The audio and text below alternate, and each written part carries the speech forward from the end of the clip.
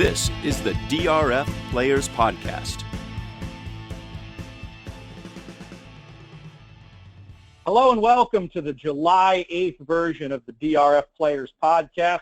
I'm your host, Peter Thomas Fornatale, back with you alongside the usual crew. We have at the DRF offices in New York City, Mike Hogan, a.k.a. at DRF Formulator. What's the scoop, Mike? It's just a warm Friday morning in beautiful New York City, and I'm looking forward to a big day tomorrow at Belmont. And then we have, coming in from Texas, I think this might be the only weekend of the year he's not traveling. He is at UT Big Hair, Jonathon Kinchen. What's your scoop, Jonathan? Well, the weekend isn't over yet, so I've been known to make some last-minute appearances. I don't foresee it. It doesn't seem likely, but as long as there's airplanes that are operating, there's always a chance I might show up in Chicago this weekend. I was going to say there is a big tournament over there in Arlington. Midwest fans are going to want to be aware of that one. What are the rules to that tournament? Do you know off the top of your head, Jonathan? Since I'm not playing, I haven't read the updated version. I'm pretty sure they didn't change it much from just little conversations I've had with some friends. As far as I know, it's a $2,000 live bankroll tournament. There's no entry fee, which is great for players. Obviously, with no entry fee, there's not nearly the prizes either, but there's a lot of BCBC seats and NHC spots that are available to win there, and tour points as well. I believe it's win, play, show, exacta, try, and double, but there might not be a try, so double check that because I'm not 100% positive. But and then the other pretty cool thing, or not pretty cool thing, but another aspect of it is that you can bet, I think Woodbine and Arlington and Belmont, but it's only the races that happen during the Arlington card, as far as I know. So from Arlington 1 to whatever, you can only play the Belmont races that happen after the first at Arlington and before the last. So that's just Which makes sense. Yeah.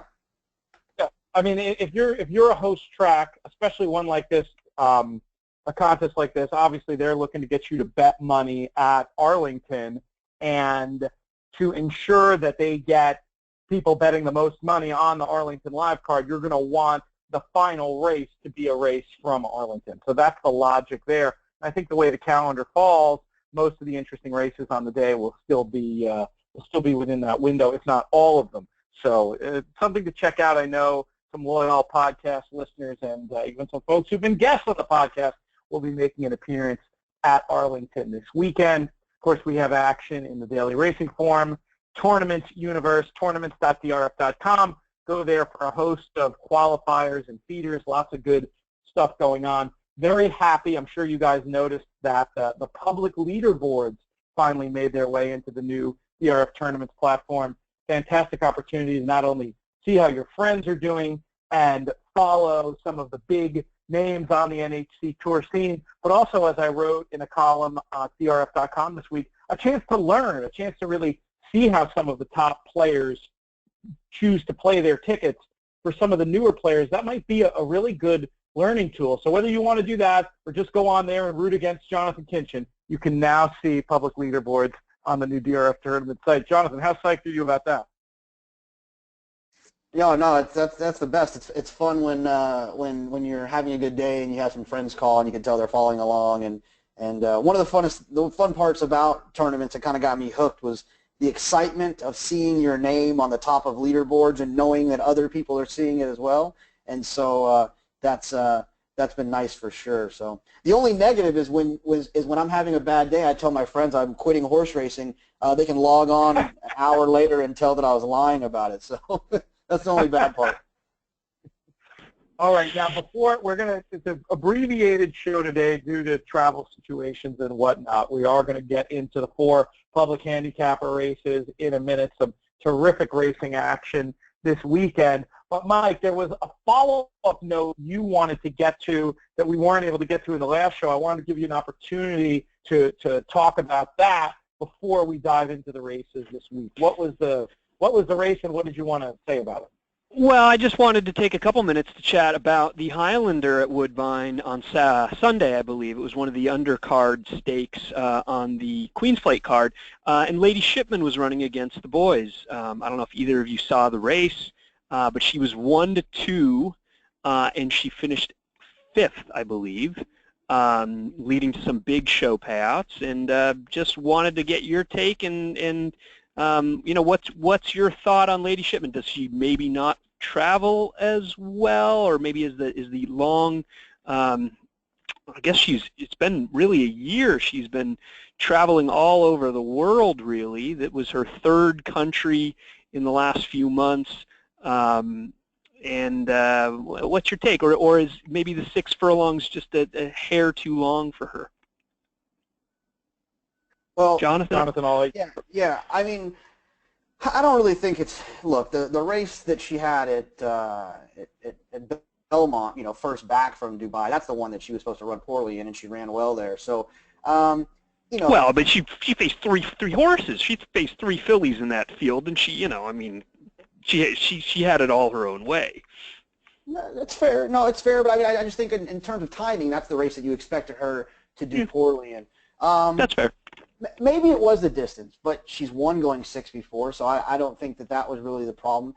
You know, here's the thing, is I think she was facing some pretty good horses there. I've tried to beat her with 3 of those horses, 2 of those horses in the past. I've tried to beat her with something extra before, and I was unsuccessful. And I tried to beat her with the Green Mask numerous times. It was unsuccessful. So the fact that those 2 horses finished in front of her isn't the biggest shock in the world. I just think that sometimes these horses in these spots get overbet, and the 2 to 5 might not really resemble what her real chances of winning the race were, and then we all look a little bit shocked when she gets beat. I wouldn't dig too deeply into this performance. I think they'll probably give her a little bit of a break maybe, and then get her ready going again.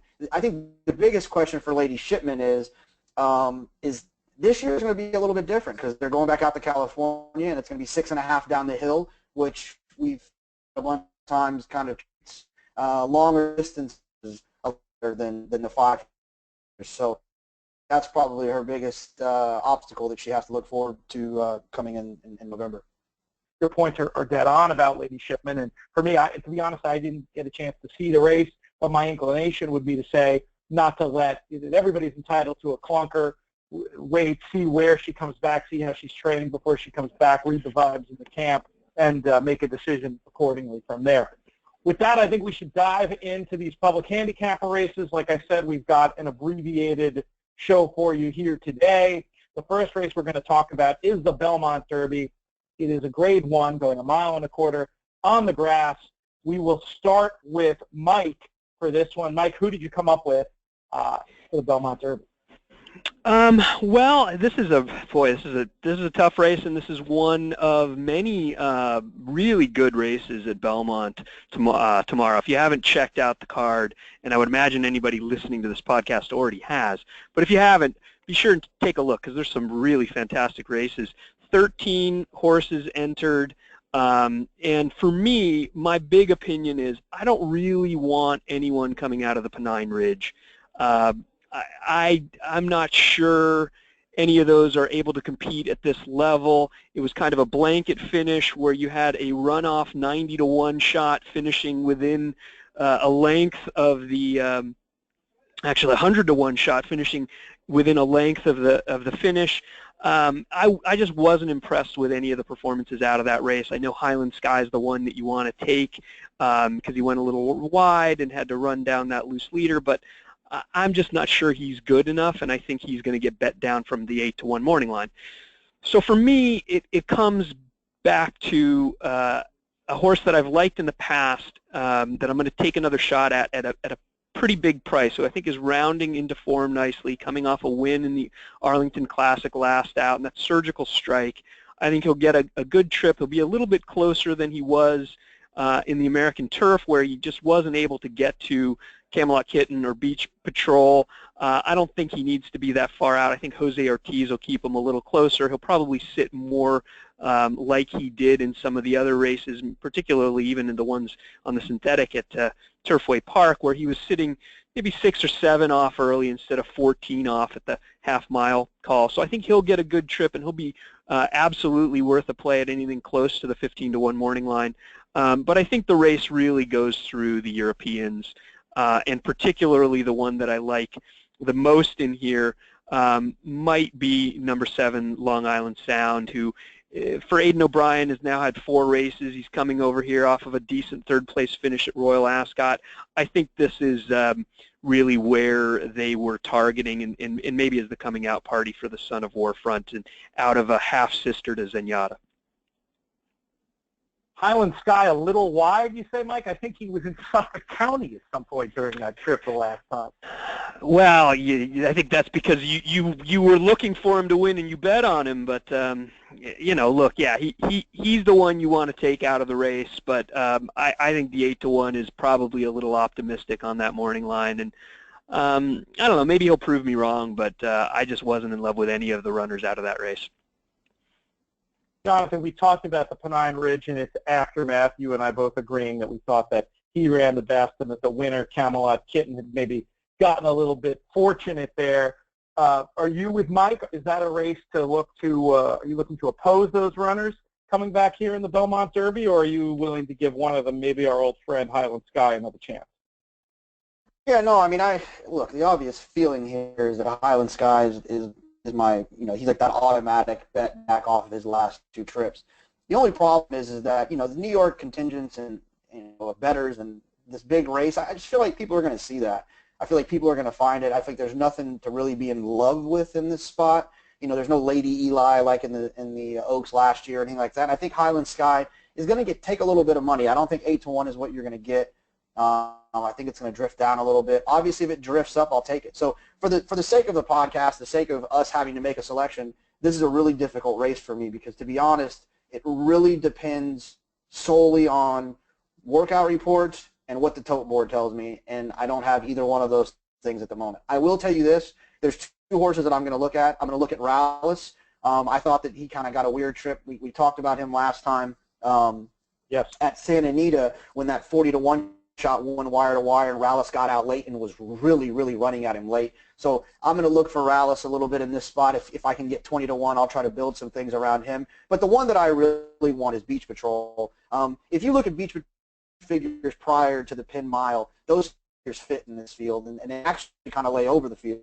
And what I have, the story that I'm telling in my head is that, D'Amato had the horse, Chad got the horse, didn't have the horse very long. I mean, they could have put the wrong bid on him. They could have, there's a million different things that they could have had wrong about this horse that hopefully they have now figured out. And now we're going to get 12-1 on a horse that 2 weeks ago would have been, or I'm sorry, not 2 weeks ago, 35 days ago would have been the first or, second, third choice in this race. And so I'm going to keep an eye on Beach Patrol to see where his price goes and think that Chad Brown and his barn are going to get whatever issue they had in the last race corrected. For me, this race is all about number 7, Long Island Sound. Terrific form coming out of that Ascot race that Mike mentioned with Hawkbill going on to win the Eclipse. He ran really well there, making ground off a slow pace. Previously, he'd impressed with some of his sectional times in his races. He finished up real well in that race at Killarney. Had the pleasure yesterday of catching up with my old friend and one of the top 10 pro punters in the UK today, Rob Dove, to give me some of that sectional info on these runners and to go over these races a little bit. I like the fact that he has raced forwardly and been successful doing that. Very often we see these European invaders who've shown that they can race prominently, have extra success here, and I think that the ground is going to be exactly what he wants as well. Other Europeans are a little bit interesting. I think a lot of people are going to be talking about Deauville on the outside. There are some excuses in his running lines, but I'm not quite sure how it's going to trip out for him. And just one other note that Rob pointed out to me was that some people might think that Spencer had his choice of the O'Briens and ended up on the 13, but the fact is that he always rides for that owner. So I don't think that's the case necessarily at all. Should be an interesting race. Great to have a little bit of an international flair in the Belmont Derby. Before we move on, I just want to ask Jonathan, what is your main source for trying to evaluate these European runners? I mean, to me, it's hard to make a case for any of the USA contingent with a horse like Long Island Sound in there. How do you look at these invaders and try to come up with what to do with them? You know, it's funny. It's actually one of the things I've done for the Breeders' Cup in the past is I get on our old trusty friend Google, and I'll put Long Island Sound horse, and I'll search and I'll read the old articles from like the UK about the horse, and then hear like some of the quotes. Didn't like soft ground, whatever, got in traffic, had a little bit of a sickness, and whatever. And I'll read the articles before and after the races of all of the horses' races, and then I'll try to watch the video on YouTube, and it's really not that. It's hard to get anything out of that because you don't know who they're running against and all that stuff. But that's one thing I would definitely do is I would just read a bunch of the articles about the horse to kind of tell the story about how the horse ended up here and why the horse is here. Yeah, that's very sensible, and it does seem like Long Island Sound, it's a logical spot for this horse, and I think he's going to take an awful lot of beating. I do have to use Highland Sky, too, just sort of on the principle of how much we've talked about him on the podcast, if nothing else. But I do worry that as wide as he was, he did still kind of get a setup. I just don't know how much. He's better than that. And what did he run? Like 45 feet wider than the winner. He is. Mike said it well. He's the one I want out of that race. I kind of suspect Mike might be onto something with. I'm not sure that any of those are good enough to tackle the best the best of the ones in this field. And I certainly like Jonathan's creativity in coming up with some other horses and prices to maybe make the frame and finish underneath. But for me, I would say a whole lot of my play is going to go through number 7, a little bit of a backup with Highland Sky, and I probably don't want to have nothing if Deauville wins. So that's how I'm going to approach this one. The next of our public handicapper races is the 9th race at Belmont, right? Is that the second one we're going to talk about? Yes, it is. It's the Suburban. And that's right, the Suburban going 1.25 miles. Some interesting handicapping questions in here. So looking at it, the first thing that I noticed is this will be an interesting litmus test for that racing surface on Belmont Day. We're starting to see some of these horses run back. There was a lot of discussion, we've talked about it here on the show too, about how the rail was playing that day, if closers were potentially advantaged, with some trusted sources saying that was in fact the case and others saying that it was not the case. Regardless of what you think about the surface that day, I do think there's a chance that Noble Bird, schizophrenic as he's been, is loose in here, and that's where I was leaning. Jonathan, how about you? What's your thoughts on the Suburban? Yeah, this is just one of those things that I think if you're playing the races consistently, you start to develop stories for these horses, and they help you make decisions moving forward. I mean, I was completely against Noble Bird in the last race because I felt like Noble Bird is a long-distance speed horse. He's a 2-turn speed horse that wants to click 12s, and in the Met Mile against those types of horses, he's not going to click 12s. This is a race in which I think he can click 12s, but I'm not 100% convinced that he wants to go 1.25 miles. If it was 1.125 miles, that makes a little bit more sense. I'm going to use Noble Bird, build around him, but my key horse, the horse that I'm going to pick, is Eagle. I feel like Eagle has always wanted to go this 10 furlongs. He's been, it's hard to get 10 furlongs in American racing. It doesn't happen as often as some horsemen and horses probably would appreciate it happening. He's always finishing in his races. I think that he was finishing well in the Stephen Foster, and he's the one that I'm going to lean on.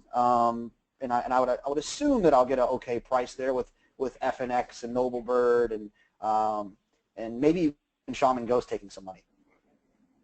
That's an interesting case for Eagle. I hadn't thought about that, but certainly looking at the breeding, you can make that case. It's kind of funny. I mean, as a 4-year-old, you'd think at some point 1.25 miles would have been in his future, but looking at where he's been stabled, it's not like they were logical 1.25 mile spots that he was ducking, and maybe it has dovetailed nicely for him to have a chance here. I'm always interested, Jonathan, when you pick a horse whose preferred running style is to come from so far back. Do you think that Noble Bird will, if nothing else, try to help potentially set it up for a horse like Eagle? No, it's funny. I mean, if I'm going to lean on a speed horse, I want value. If I want to lean on a speed horse that has question marks, I'm going to need value. And I'm not sure that Noble Bird is going to have that much value with a huge figure in the Pimlico Special going 1 mile and 3/16. I just feel like he's going to, with the inside trip and the fact that he's going to be loose. I just feel like he's going to be bet pretty heavily. There's enough marks there still for me about his current form, and like you said, he's been a little bit off and on, and so maybe he's just in an off spot right now. There's enough question marks that make me lean away from him, and I feel like with Eagle, I'm going to get a little bit more value. And Eagle's the type of horse that can be ridden forwardly. He doesn't have to come from the cloud, and so that works for me as well. Sometimes when they're going longer, a horse like that, might be more like 3 to 5 lengths off in the early part of the race as opposed to dawdling at the back. Another reason Noble Bird's going to take a ton of money, of course, we talked about it on the show the other day, the incredible run that the Marcassi barn is on. But Mike, what are your thoughts? Are you going to zero in on one of these ones we've talked about already, or do you have a different way to go in the Suburban? Yeah, I'm with Jonathan on Eagle. I really liked that last race. I mean, he's actually run a lot of really good races lately, and I think he's rounding into career best form. Braidster, we talk about loose leads, we talk about horses having it their own way. Braidster essentially had that race his own way. I think that's how Braidster needs the race to be run in order to win a Grade 1 at 9 furlongs. Eagle was coming late. I think for all the reasons that Jonathan said, he'll appreciate the stretch out. I think that there's other speed in here to at least give Noble Bird a little bit of a hard time, or at least some horses that have shown speed in the past that I don't think he's going to be loose. And the kind of the big question mark in the race is that the 8 horse, the outside horse, who's coming off a 14-month layoff out of a claiming race. I mean, that horse could be, who knows what they're going to have in mind with it. He could be fresh, and Angel Arroyo wants to say go, and he thinks his only chance is to surprise them. A horse like this, who has really no shot of winning the race, can often have a huge impact on how the race is run. I think Eagle is the horse that can adapt to any pace scenario and is going to be least affected by whether a horse gets pressure early or whether a horse is somewhat loose early. I think Jonathan's right. A lot of these other horses, FNX, even Mubtahij, who we haven't mentioned, makes the first start for the Kieran McLaughlin barn. I think he's going to take a little bit of money. So, I think Eagle will be a fair price, and I think he'll run well. Before we move on, just quick thoughts. We'll keep it with you, Mike. I'm going to ask you about Mubtahij. I'm going to ask Jonathan about FNX. I just want another sentence or two about each of those before we move on to the next race. FNX is just the type of horse that I don't have any logic behind it, but we all have these horses. We all have pet horses. We also have horses that we just love betting against. He just happens to be that one for me. I can't see him with a clear vision. Every time he's entered, I want to beat him. So you're right, that's the wrong person to ask about that one. I just don't like the horse, and I'll probably never bet him. Mike, what are your thoughts on Mubtahij? Well, I'll say I like the horse. I mean, he's a fantastic. I mean, he's a great story. He's a New York bred who's really, really gotten good, and Jimmy Jerkins has done great work with him. From a betting standpoint, I understand where Jonathan's coming from, though. He's the kind of horse that I really can't trust. And, I mean, just look at the race last year prior to his win in the Suburban. I mean, what happened there? He just all of a sudden gets out. He gets pulled up. He had an equipment problem, and then got freaked out by the crowd was the story that I had heard.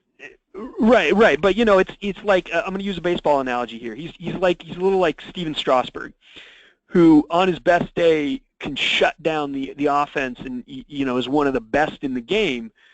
But another day he might walk 7 batters and not make it out of the 3rd inning. I just don't know what I'm going to get from a horse like FNX. And as a favorite, he's the kind of horse I just can't rely on. If he runs his race, he's probably the best one in it. But it's a big if, especially coming off of that last one. All right, let's move on to the Belmont Oaks. We got about 15 minutes left in the show today. That should be good to get to these last 2 races.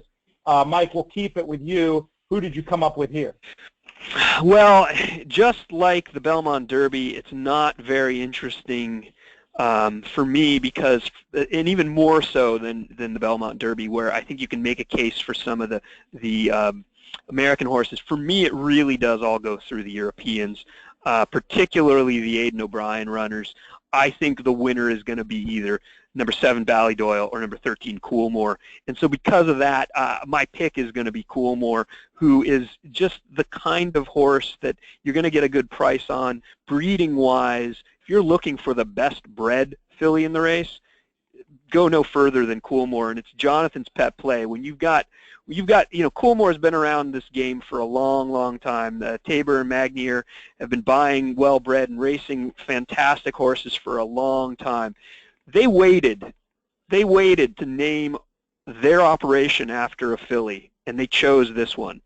She was pretty good. She was pretty precocious early. She's kind of maybe gotten off form after the break and into the 3-year-old year. I think she's kind of rounding back into it. That last effort in the de Diane and Longines at Chantilly was much, much better than it looked. You mentioned. I could not disagree. I could not disagree more with that statement. So I'm really interested what you say that. Here's why. I don't think she loved the soft turf, and she still ran on and held on pretty well to only be beaten 3 lengths in a Group 1 in France. She comes over here. You mentioned these forwardly placed horses in Europe doing well in North America with some early speed. She's got some early speed. She led most of the way before tiring on a ground that might not have been to her liking. I think she'll find the Belmont surface a little bit more to her liking here, and I think certainly of the European runners, she's the one that probably will provide the most value. Yeah, I mean, to me, you might make a point that she'll be better on firm. I don't really, that to me is just a guess. I don't like to guess. All I know is that she had the absolute run of the race that time, didn't have any finish. Meanwhile, her stablemate, Ballydoyle, who I think is better anyway, was drawn wide, bumped at the start, ended up last off a slow pace with the rider still grabbing. For sure, just watching her action didn't look to me like she liked the soft ground at all and just stayed on her class.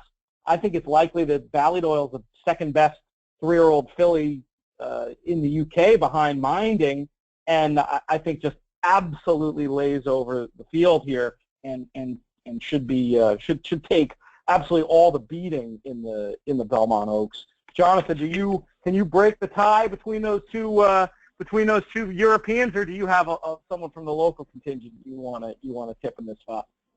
No, it's the week after the 4th of July. I'm feeling real American, so I'm going to stick to the. No, it's decked out.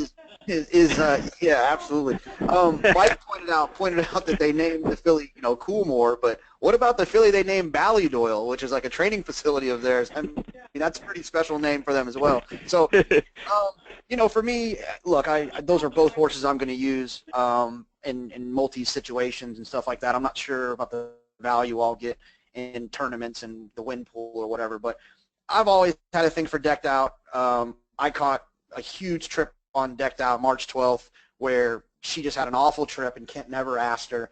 I actually ran into Kent at the Derby and I talked to him about this filly. I'm sure everyone was talking to him about Exaggerator, and I'm the degenerate I am. I stopped him to talk about Decked Out. He told me, which was interesting, because she ran like an hour after I talked to him, that she doesn't like the stick. And you can get the same out of her if you don't hit her. And May 7th, Maldonado rode her, and I don't know if he didn't know that or not, but she didn't run. That's probably her worst of her last 3 performances. And I just think she's going to like the extra ground. I think Kent understands the filly, and I think there's going to be some pace to run at. I mean, obviously, Catch a Glimpse is going to go forward. Coolmore should go forward. Auntie Joy found a new running style on the front end. It's a 13-horse field. I mean, it feels like they're going to go a little bit in this spot, and I feel like Decked Out could pick them up late at a really big price. And then just another one that I would point out, I think this has all been publicized before, but don't forget that Price Perfection is a horse that Chad's always liked, and that horse is a foal to Miss Temple City, and we know what kind of filly she turned out to be. So she'd be one that I'd keep an eye on at a price. I'm glad you mentioned Chad. He's won the last something like 4 runnings of this race if you go back to its previous incarnation as the Garden City. None of his runners necessarily look like they'll be among the top choices here, but it's also kind of hard to ignore him based on his success in this race and just in general of course, not just of late, but over the last several years. Now, Mike, I can't remember if it was in our little podcast group chat or if it was on Twitter, but you sent some sort of trolling message to Jonathon that had maybe some sort of game aspect involved. What did you have in mind there? Well, the trolling message that I sent via Twitter was just as soon as I opened the card. I didn't even handicap. As soon as I opened it up, I went, okay, race 10, number 1, secure access for Shug McGahee, looks a bit overmatched. Number 2, decked out. That was as far as I got, and I just started typing, and I said, uh-oh, I think I know Jonathon Kinchen's going to lose a lot of money on decked out in the Belmont Oaks. I hadn't even looked at who else was in the rest of the field, and then immediately Jonathon, quote, retweets me, and he was like, head-to-head, like double or nothing on the Karina Mia, Preakness. Well, so I was like, whoa.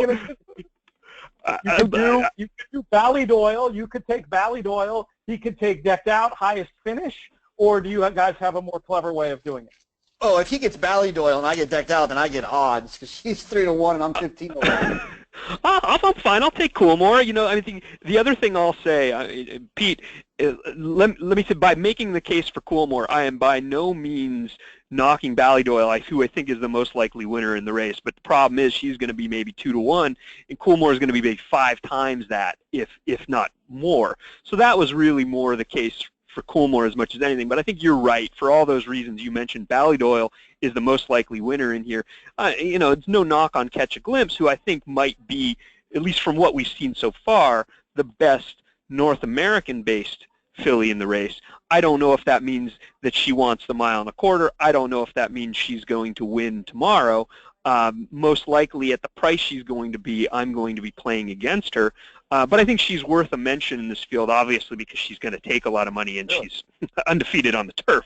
Yeah, she's awesome. And the way that the Belmont turf course, as fast as it's been playing, you can't rule out the possibility of her being able to see out the 10 furlongs. I just figured she was going to be a microscopic price. I've always sort of vibe that I have not thought of her as a 10 furlong runner. That's all. Jonathon, you love speed. You love the Cassies. What are you doing with Catch a Glimpse? No, I heard Mark on Steve Vick's show the other day. It wasn't ringing confidence in his voice. It was ringing. We have no choice. We have an undefeated turf filly, a champion turf, a 2-year-old champion in the Breeders' Cup, and we have to run her in this $1 million mile and a quarter turf race for 3-year-old. They just have to run her in here, and maybe she sees it out, but I won't be leaning on her at that price. I think depending on how the turf continues to play too, like if we see some more wire-to-wire turf winners, I might have to think about using her at least a little bit defensively. But I'm with you. I think the value will lie in beating her, and I think Mike's 2-1 on Ballydoyle. That'd be absolutely fine with me. I'd take that over anything else that you're going to see in this field personally. One more filly I wanted to mention briefly was another Chad runner. This one's going to be a little bit overlooked in the wagering. It's not often you get Chad and Javier Castellano at a really big price in a turf graded stakes race, but that's the chance here for number 5 Noble Beauty. She's lightly raced. She hasn't run a bad race. I think they kind of played poker in that debut when they put her in for the 75K tag. Nobody took her. And then she's run very, very well in 2 stakes races, and I think she actually may have run better than Auntie Joy, kind of closing into that slow pace in the 4th career start, in the 3rd start off a layoff. We haven't seen the best of this one, is kind of my sense, and I don't know if she's good enough to win so far, so soon, I should say, against this field, but I wouldn't be shocked if she outruns her odds. Really, really interesting race.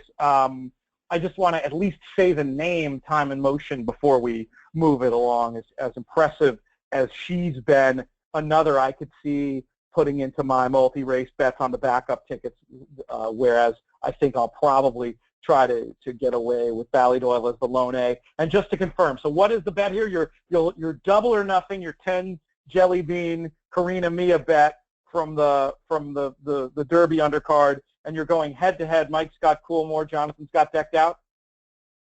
Yes. Winner. Winner? You're in for that? Yeah, I'm calling the shot. You can't see me right now, but I'm pointing to the sky like Babe Ruth. I'm calling my shot. All right, fair enough. But just to clarify the terms of the bet, it's whoever finishes highest in the race, like a head-to-head in Vegas. Yes. There it is. Mike, what's going on there? It sounds like you're in the middle of Grand Central Station. Is there some important business happening at the DRF offices today that I don't know about? Lonnie Goldfeder got here, and if there's anybody that likes to talk more than Lonnie, I don't know if I've met him. So, he's basically letting everybody know, here's Lonnie, I'm here, let's talk. One of these days we're going to get you in a conference room, I swear it. All right, let's move on to the final public handicapper race of the weekend. It's at Arlington, where they're going to be having that aforementioned handicapping contest. Hopefully Midwest listeners will go check that out. The race, I think it was the Arlington Handicap, right? Is that the one we're talking about for the show? It is. No, the Derby. The Derby. Arlington Derby. Sorry, not the Arlington. The American Derby. Excellent. Well, we'll go back to Jonathan. Since you knew what race it was, you're going to start talking about it. JR's Holiday for me. The horse had, we're in huge races down at Gulfstream. Came from out of it in the Palm Beach. I like the horse. I thought the horse had a little bit of a trip. It wasn't anything crazy, but the horse did get steadied in the last race. I think on form and figures, the horse kind of lays over the field. Oscar nominated is going to get bet because he ran in the Derby. And it is one of those situations where when it's obvious, I just take it. And for me, it's obvious that it's going to be JR's Holiday here, and that'll be the way I go. You think running style-wise, outside post, not a problem? I mean, the first thing that leapt to my mind was, is there a chance he could get hung out there a little bit at a short price? He could, if he was a little bit more of a forward horse, it would bother me more, but usually the ones that take back a little bit, they're more rateable. So, when everything breaks inside of you, you can grab a little bit more or grab a little bit more to kind of get to a spot where you can get over. I don't see it being any worse than the 3-path. I mean, I'd prefer 2 or 1, but I wouldn't see it being any worse than the 3-path for him. All right, Mike, what are your thoughts on the American Derby? Well, for me, it's funny. Jonathan mentioned JR's Holiday. He's the one to beat in this race, but I think you have to try and beat him. He's not the one I want at a short price, and he might be the best in here. He's probably the most consistent, at least on the figures of any of the runners. But I think the most likely winner, or at least as likely a winner as JR's Holiday in my mind, is number 2, Swagger Jagger for Mike Maker. We talked on the last pod about just how good Maker is with all these kinds of runners. I think Swagger Jagger is a turf horse first and foremost. I think the experiments on the synthetic are done. He's back to his preferred surface where he really hasn't run a bad race. And I think he's a really, really good horse who's going to get a perfect trip in this one because he can kind of adapt to any running style. The other horse that I want to just mention, and another one, I'm not sure he's good enough, but I really like number 7, and I like what, I don't even know how to pronounce his last name, but Gerald Ashinger, is that how you say it, Ashinger, is doing with this one. He's a maiden who's now in his 4th career start trying his 2nd graded stakes race. So obviously he thinks a lot of this colt. And he actually didn't run too poorly in the Arlington Classic in his 2nd career start, coming off a 3rd place finish in the debut in the maiden race. Went back to the maiden ranks last out and maybe disappointed a little as the 3-1 favorite. He's one that I think is just still a little green from the running style. He's got like a little bit of a funky action where he seemed to be climbing early in the races. If he's able to get settled, if he's able to get a good run, I think he could be a big player and is going to be completely overlooked. All right, that's it, folks. We are out of time for today. No final thoughts, even. We're going to just go straight to the end of the show here. So thanks so much to Mike Hogan for all of his insights, Jonathon Kinchen for making some time on what I know is a crazy day for him to be able to join us and share his thoughts on these cards.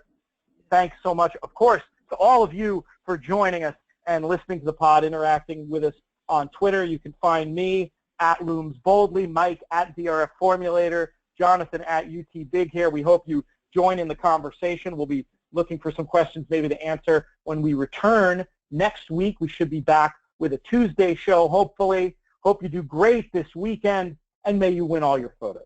May you win all your photos. May you win all your photos. May you win all your photos. May you win all your photos.